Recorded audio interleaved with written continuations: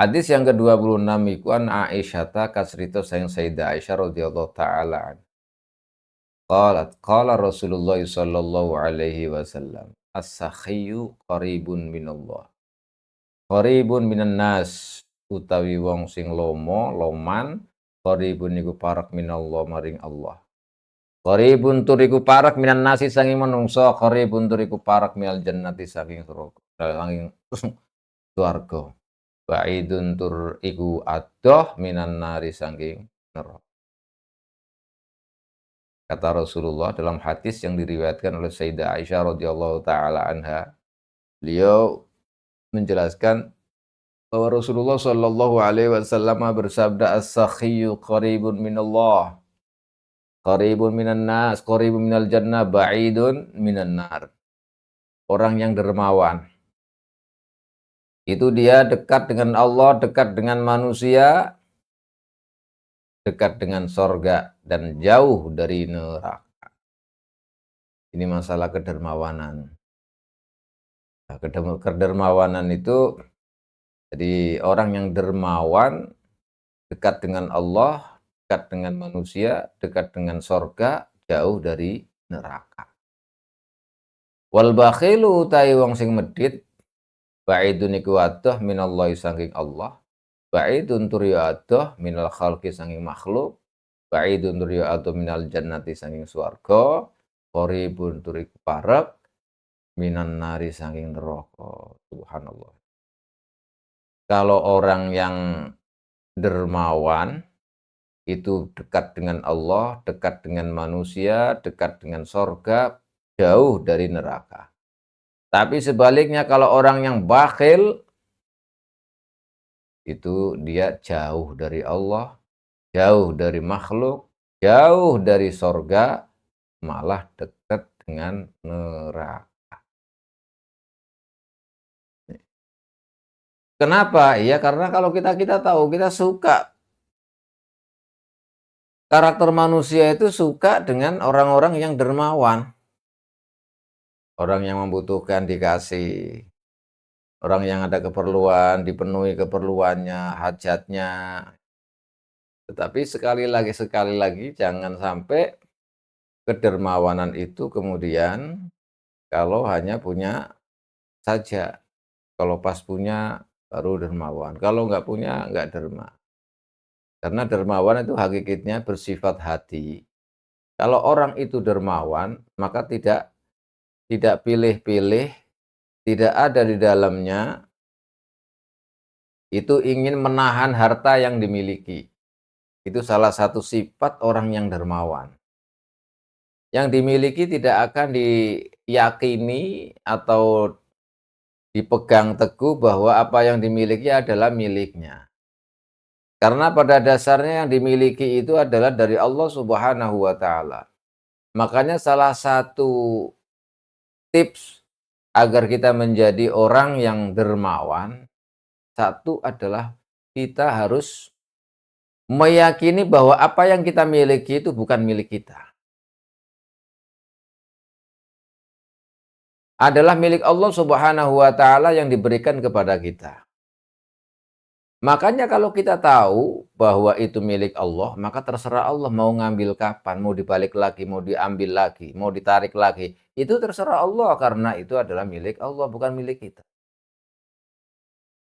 Yang pertama. Yang kedua, kita harus meyakini bahwa kita di dunia ini, apa yang kita miliki ini adalah kita statusnya adalah wakil Allah. Adalah wakil Allah, wakil kepercayaan untuk memegang apa yang kita miliki supaya disalurkan kepada mereka yang membutuhkan melalui tangan kita.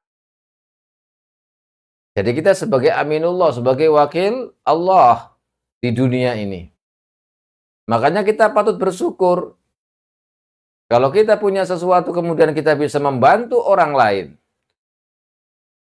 Maka itu kita patut bersyukur, berarti kita ini menjadi wakil Allah Subhanahu wa taala untuk membagikan rezekinya, untuk menyalurkan apa yang kita miliki kepada orang lain.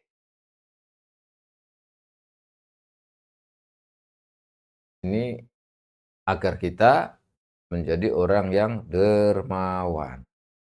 Yang ketiga, kita harus meyakini bahwa ketika kita memberikan sesuatu atau membantu kepada teman kita, kepada tetangga kita, kepada siapa saja yang membutuhkan, berarti kita telah dipercaya menjalankan amanat sebaik-baiknya.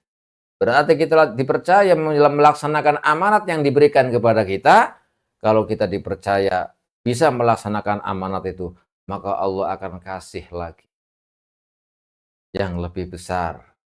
Kasih lagi yang lebih besar. Kenapa? Karena kita bisa dipercaya.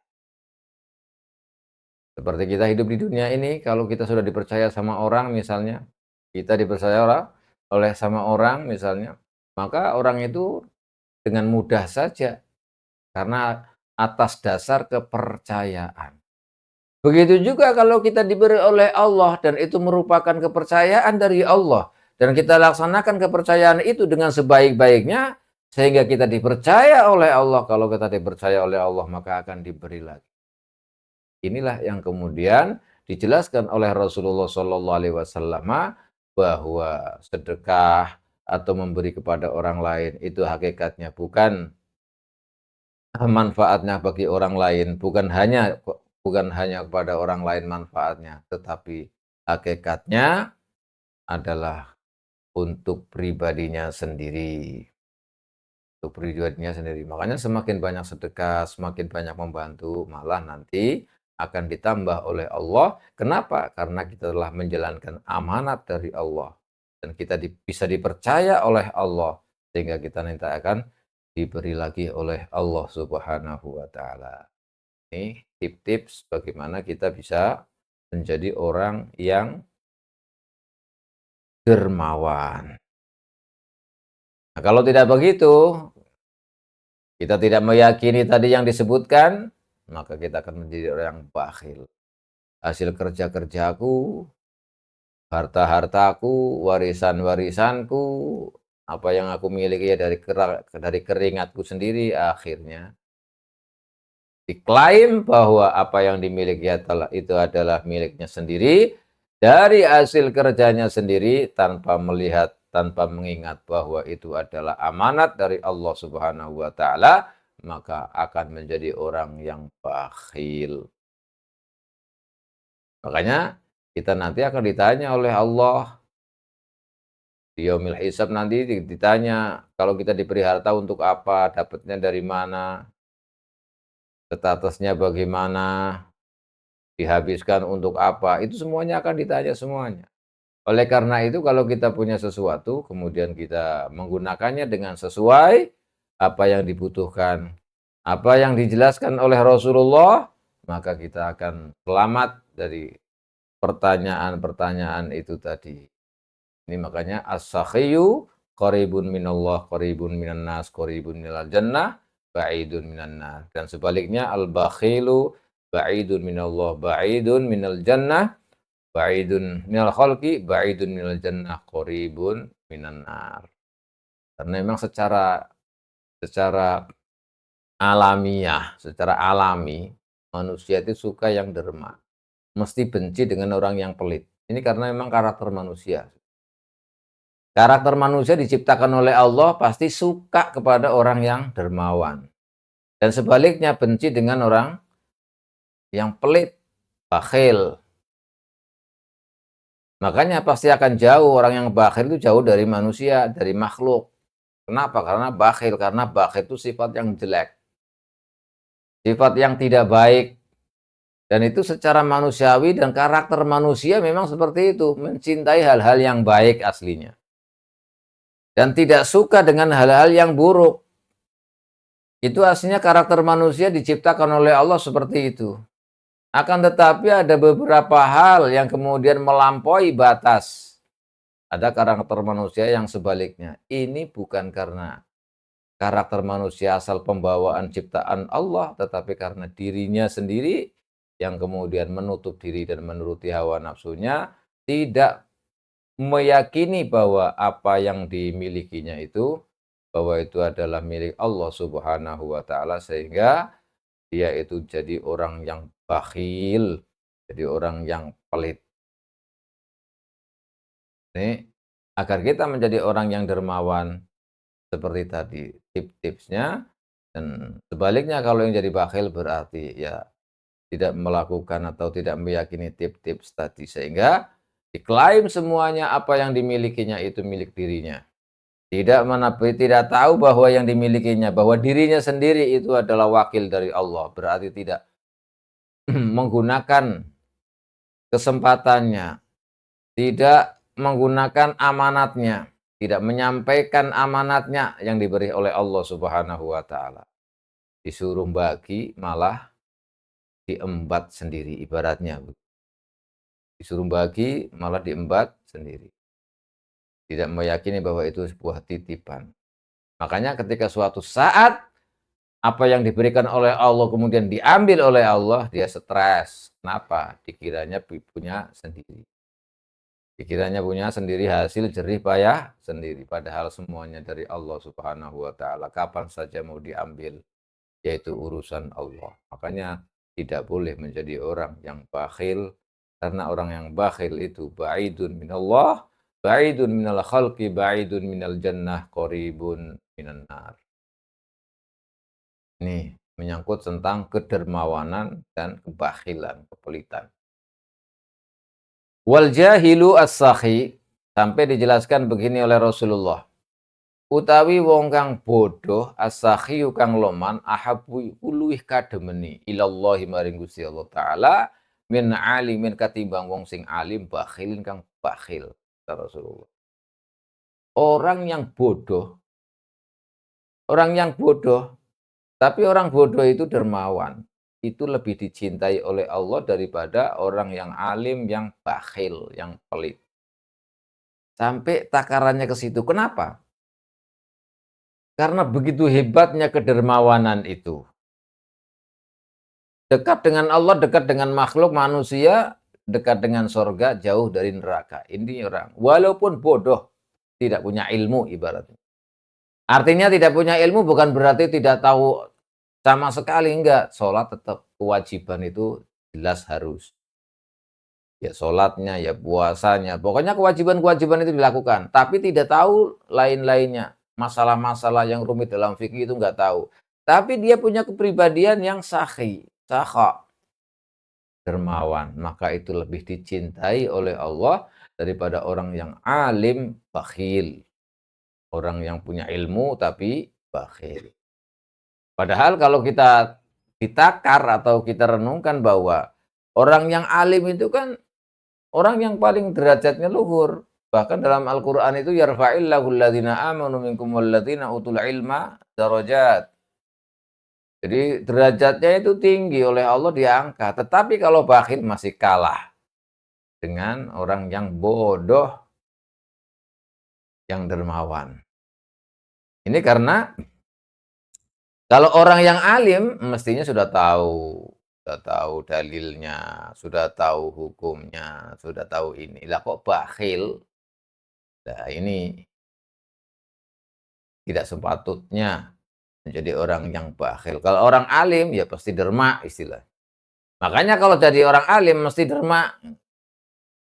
Karena dermawan itu dekat dengan Allah, dekat dengan makhluk, dekat dengan sorga, jauh dari neraka. Makanya kalau ada orang alim terus sakhi dermawan, ini malah jauh lebih bagus. Soalnya perbandingannya kalau orang yang bodoh tapi dermawan itu lebih dicintai oleh Allah daripada orang alim yang bakhil. Maka kalau orang alim yang sakhi, oh jauh lebih tinggi. Jadi perbandingannya itu sampai begitu. Al-jahil, sakhi, khairun min alim, atau ahabbu ilallah min alimin bakhil. Makanya jarang sekali orang-orang yang alim itu bakhil. Dia kalau ada apa saja yang dimilikinya itu pasti kalanya tidak punya apa-apa. Kalau tidak punya apa-apa ya paling nasihat saja. Karena tidak punya apa-apa, mau diberikan apanya. Tapi kalau orang alim itu kaya misalnya, banyak duit, banyak ini, pasti kebanyakan itu tidak sampai pelit. zakat ya dikeluarkan, sedekah ya dikeluarkan, bantuan yang bisa ya diperbantukan, seperti itu. Kenapa? Karena tahu, mengamalkan ilmunya. Bukan hanya hadis itu saja, kata Rasulullah, "As-sakha'u syajaratun fil jannah, aghsanuha mutadalliyatun fid dunya." Ini biar kita tahu sejatinya sifat kedermawanan itu bagaimana. Di dunia ini sebenarnya sudah ada. Kata Rasulullah, "As-sakhau utawi lomo, derma, syajaratun itu pohon, uwit fil jannating dalam surga. Aghsanuha kang utawi pira-pira pange sajarah mutadalliyatun itu nglembreh fid dunya ing dalam dunya. Man akhadha utawi sapane wong akhadha iku ngalap sapa man bi husnin kelawan sijining pang minha kang tetep saking ausan qadha mongko nuntun apa husan ing man nuntun ilal jannati maring surga. Jadi kata Rasulullah, kedermawanan itu adalah sebuah pohon di sorga yang daun-daunnya itu menjalar ya, turun sampai ke dunia.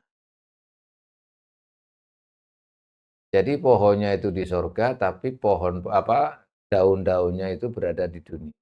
Artinya itu apa? Orang kalau dermawan, memiliki sifat dermawan, berarti dia itu salah satu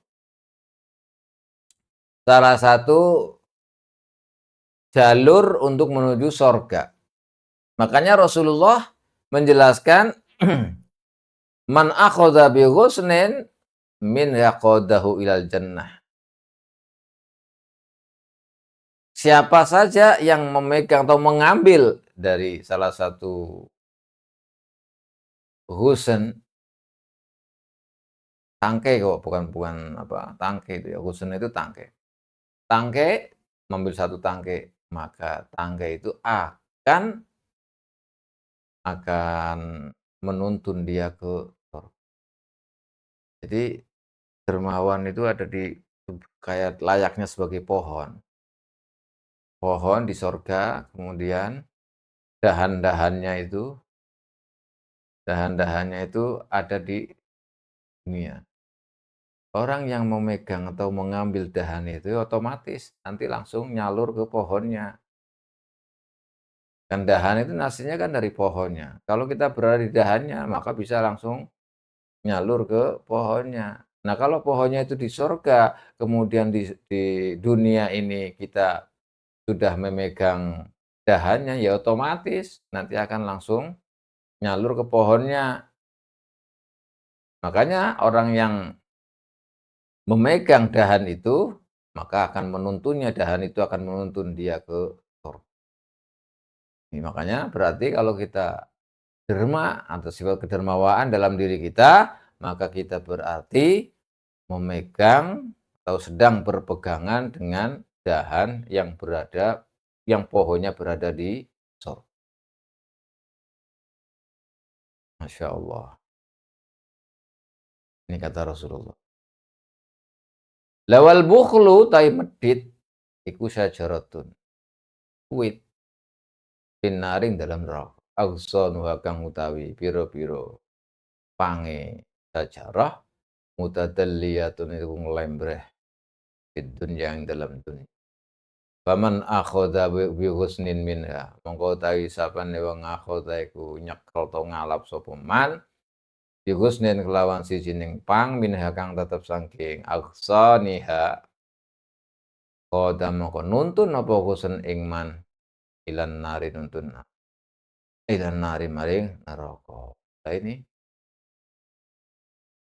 sebaliknya, kalau pelit itu nanti kalau tadi dermawan itu laksana pohon di dalam surga, kalau pelit ini juga laksana pohon di neraka. yang dahan-dahannya itu berada di dunia. Barang siapa atau orang yang memegang atau mengambil satu dahan itu, maka menuntunnya pohon dahan itu akan menuntun dia ke neraka. Ya tadi, kalau tadi di surga, yang ini di neraka. A'adzanallahu minan nar, a'adzanallahu minal bukhli. Ya Allah. Jadi masing-masing otomatis kalau kita ini pelit, nah, berarti kita telah memegang satu dahan yang pohon aslinya itu berada di neraka. Ini bahaya sekali. Tapi memang kita harus mempraktekkan 3 tadi supaya kita tidak menjadi orang yang bakhil. Supaya kita benar-benar qarib minal jannah, qarib minallah, qarib minal khalqi,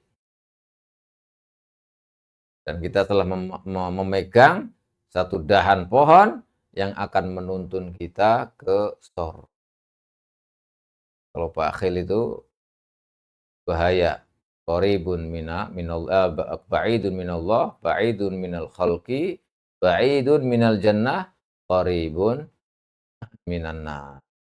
Sudah jauh dari Allah, jauh dari makhluk, jauh dari sorga, dekat dengan neraka. Makanya ini bahaya.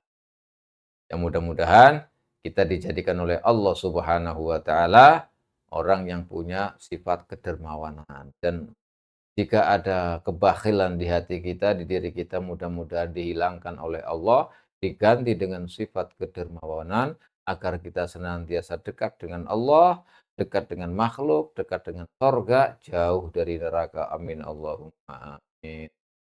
Sampai di sini, insya Allah nanti kita lanjutkan pada hadis yang ke-25 ini. Wallahu a'lam.